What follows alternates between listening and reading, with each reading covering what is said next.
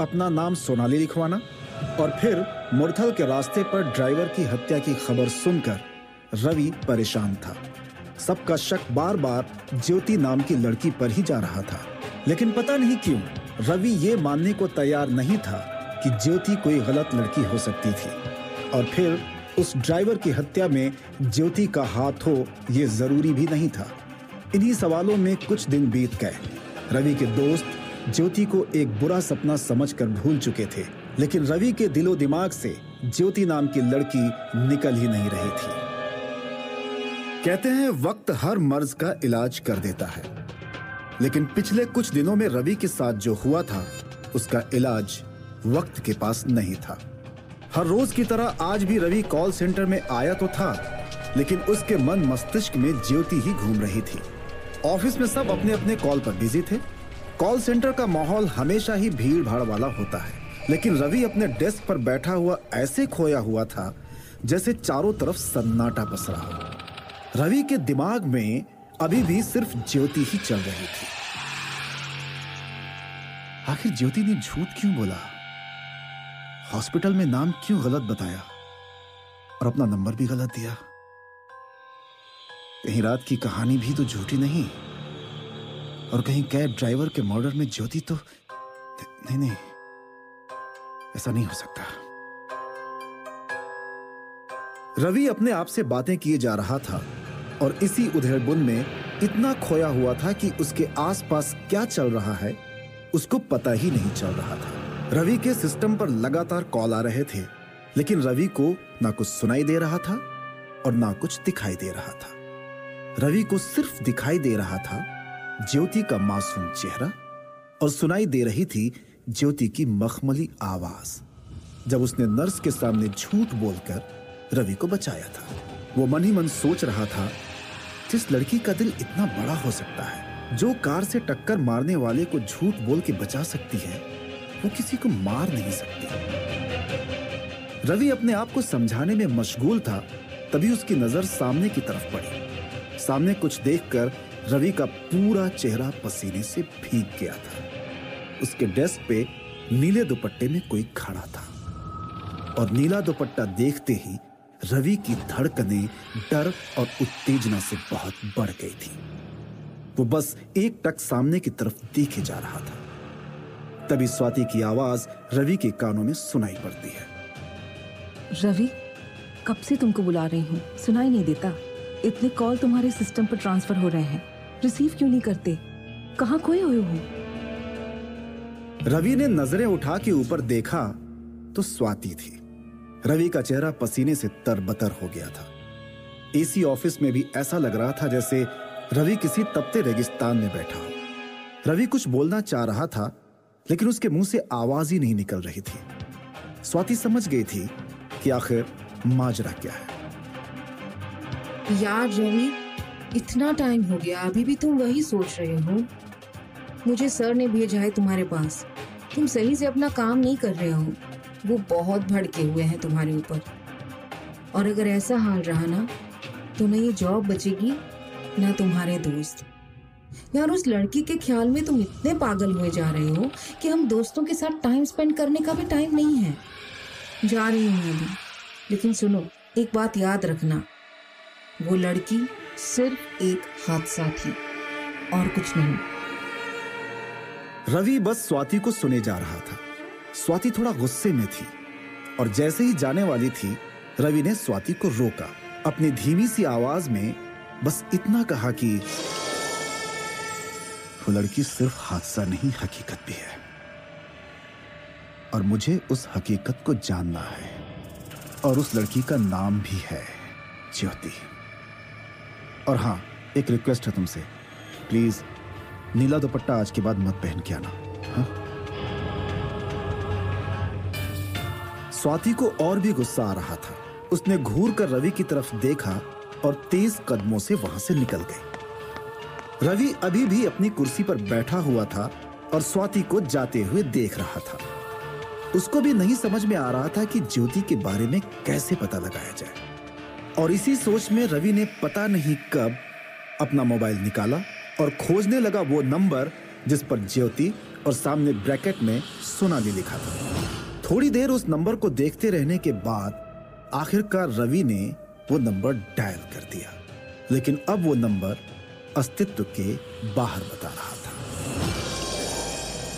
रवि की नजरें अपने सिस्टम की तरफ टिकी हुई थीं और सिस्टम पर लगातार आने वाली कॉल फ्लैश कर रही थी, लेकिन रवि कॉल को इग्नोर करके वहां से उठ गया और स्मोकिंग जोन की तरफ चल पड़ा। स्मोकिंग जोन में पहले से ही उस्मान और विकास थे।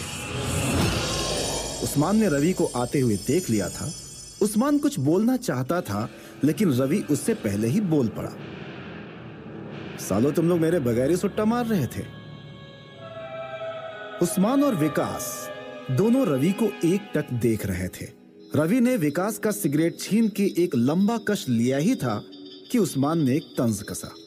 तुम्हारे दिमाग से ज्योति का ख्याल बुझे तब तो तू हमारे साथ सिगरेट की लौ जलाएगा। विकास ने भी समझाते हुए लहजे में कहा, यार 1 हफ्ता हो गया है उस बात को।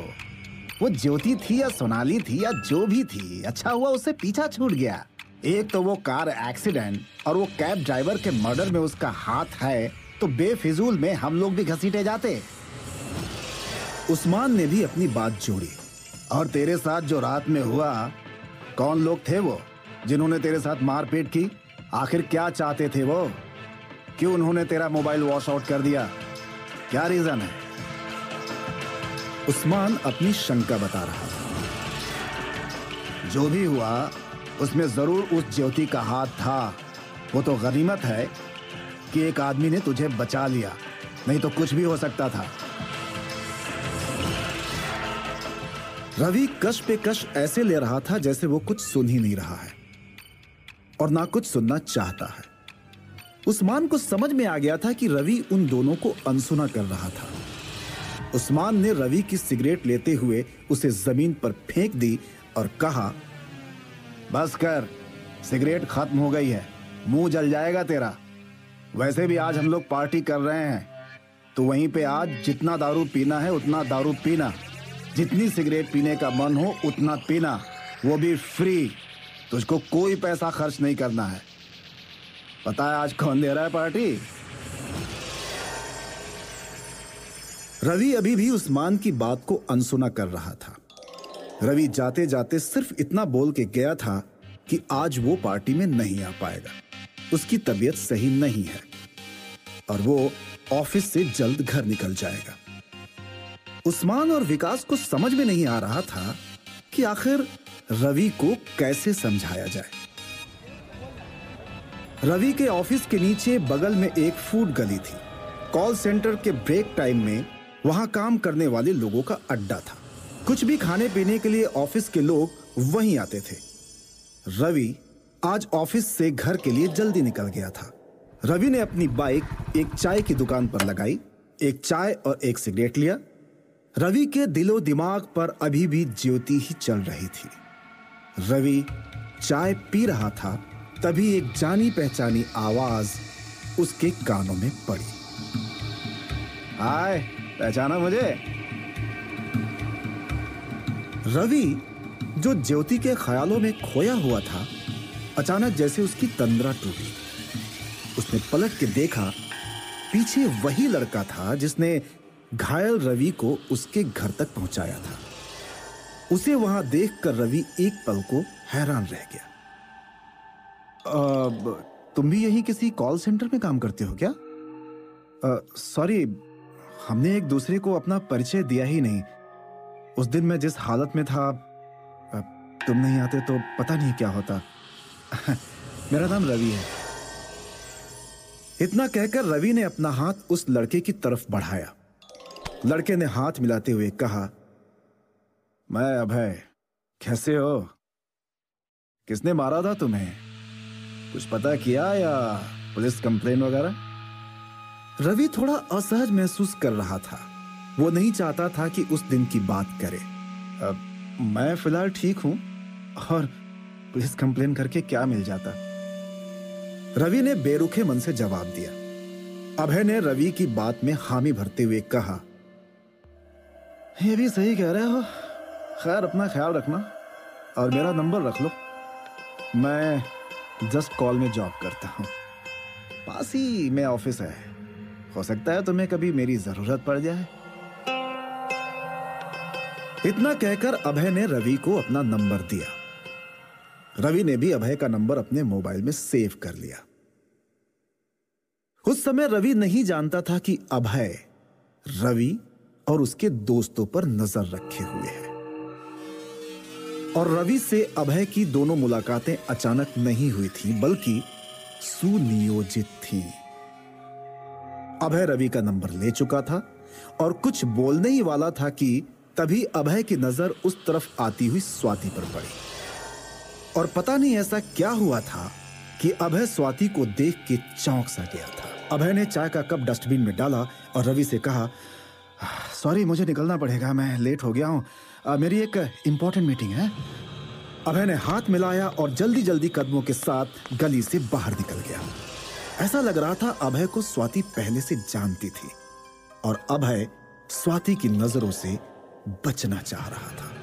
रवि की तरफ बढ़ती हुई स्वाति ने रवि के पास से किसी को जल्दी जल्दी वहां से निकलते देखा तो उसे कुछ अजीब लगा। वो अभय का चेहरा तो नहीं देख पाई थी, लेकिन उसका हुलिया शायद स्वाति को जाना पहचाना सा लगा था। रवि के पास आते हुए बोली, रवि, कौन था वो जो अभी तुम्हारे साथ था? रवि अचानक इस सवाल से चौंका। कौन? अरे वो वही था जिसने उस रात मुझे घर पहुंचाया था। क्यों क्यों क्या हुआ? स्वाति को लगा शायद उसने किसी और से उस लड़के को समझने की भूल की है। नहीं, मुझे ऐसा लगा शायद मैंने उसे कहीं देखा है। खैर, पार्टी में आ रहे हो ना? रवि ने चाय का कप डस्टबिन में डाला और अपनी बाइक स्टार्ट की। नहीं स्वाति, आज मूड नहीं है, मैं नहीं आ पाऊंगा। इतना कहकर रवि ने स्वाति का कोई जवाब सुने बिना अपनी बाइक स्टार्ट कर दी। स्वाति कुछ बोलना चाहती थी, लेकिन तब तक रवि वहां से जा चुका था। उधर स्वाति से बच के निकला हुआ अभय गली के दूसरी तरफ आ गया था। उसकी नजर अभी भी स्वाति पर थी। उसने मोबाइल निकालकर एक कॉल किया। मैंने रवि पर नजर रखा हुआ है, मैं फिर से उसके पीछे जा रहा हूं। फिर उसने कुछ सुना और फोन पर बोला, इतना आसान नहीं है, यहां कुछ लोग मुझे पहले से जानते हैं। अगर उन्होंने मुझे देख लिया तो तुम्हें भी पता है क्या होगा। बिल्कुल चिंता मत करो, मुझे मेरा काम आता है, सब वैसा ही होगा जैसा प्लान है। इतना कहकर अभय ने कॉल कट कर दिया। अभय के इरादे खतरनाक लग रहे थे। वो अपने आप को स्वाति की नजरों से छुपाए हुए स्वाति की तरफ ही देख रहा था। रवि और उसके दोस्तों की जिंदगी में अब एक अजीबोगरीब संकट मंडरा रहा था, लेकिन इस सब का मकसद क्या था? ये रहस्य अभी भी अंधेरों में छुपा हुआ था। आखिर कौन था अभय और रवि से वो क्या चाह रहा था? कौन है ये लोग जो रवि पर नजरें जमाए हुए थे? और ज्योति, आखिर क्या रहस्य था ज्योति का? जानने के लिए सुनिए गुमनाम है कोई का अगला भाग प्रतिलिपि FM पर।